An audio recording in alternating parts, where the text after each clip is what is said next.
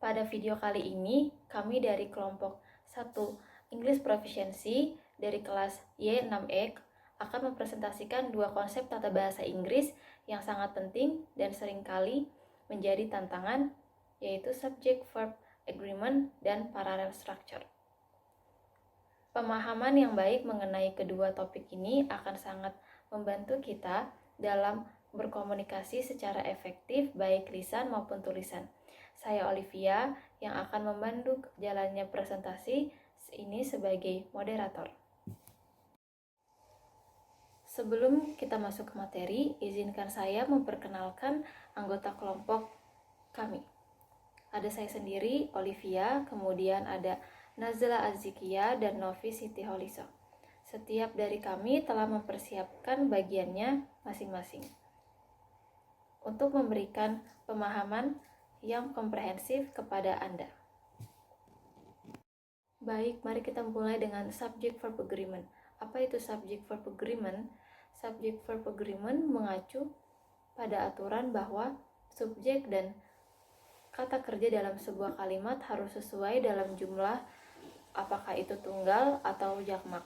Artinya, jika subjeknya tunggal, maka kata kerjanya harus berbentuk tunggal.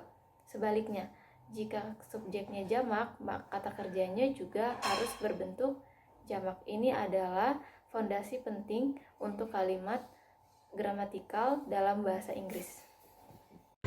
Perkenalkan, nama saya Novi Siti Holiso dari kelompok 1 yang akan melanjutkan materi yang sudah Olivia jelaskan, yaitu mengenai subject-verb agreement. Di sini saya akan menjelaskan beberapa contoh mengenai materi yang sudah dibawakan Olivia. Contoh yang pertama itu ada singular subject versus singular verb. Contohnya seperti she likes ice cream.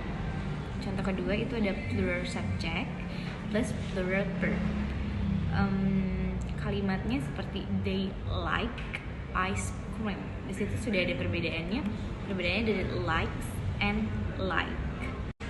Slide berikutnya, saya akan menjelaskan mengenai aturan umum subject verb agreement.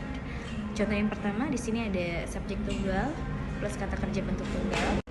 Baik, contoh terakhir dari materi subject verb agreement itu ada subjek yang dipisahkan oleh or, either or, neither or, mengikuti subjek terdekat.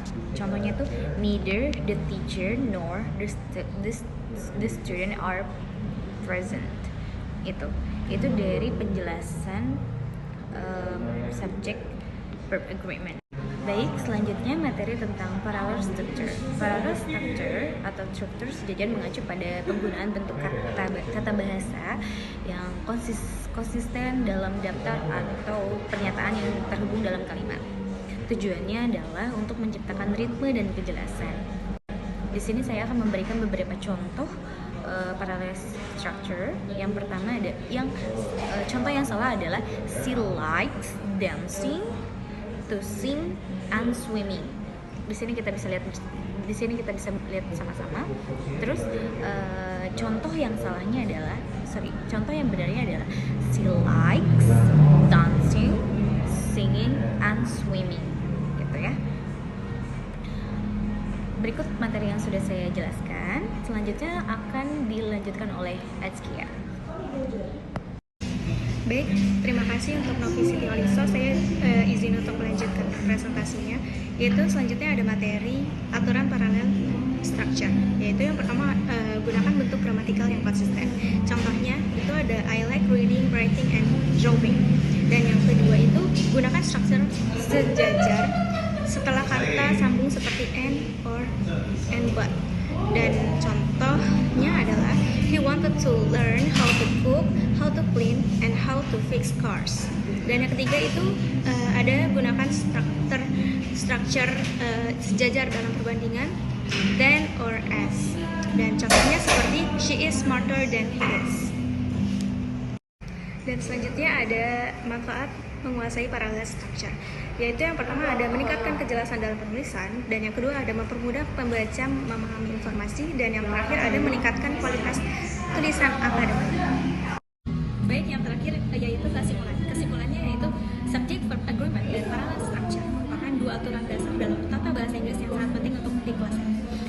subject verb agreement menekankan kesesuaian antara subjek dan kata kerja dalam jumlah, sedangkan parallel structure menekankan konsistensi dalam bentuk kata, frasa, dan klausa. Penguasaan kedua aspek ini tidak hanya meningkatkan kemampuan berbahasa Inggris, tetapi juga memperbaiki kualitas komunikasi secara keseluruhan. Oke, baik, sekian. Terima kasih dari kelompok kami, dari kelompok 1. Wassalamualaikum warahmatullahi wabarakatuh. Terima kasih banyak atas perhatian Bapak telah menyimak video presentasi kami. Semoga presentasi kami hari ini memberikan pemahaman yang lebih baik tentang subject verb agreement dan parallel structure. Jika ada kesalahan, mohon maaf. Terima kasih.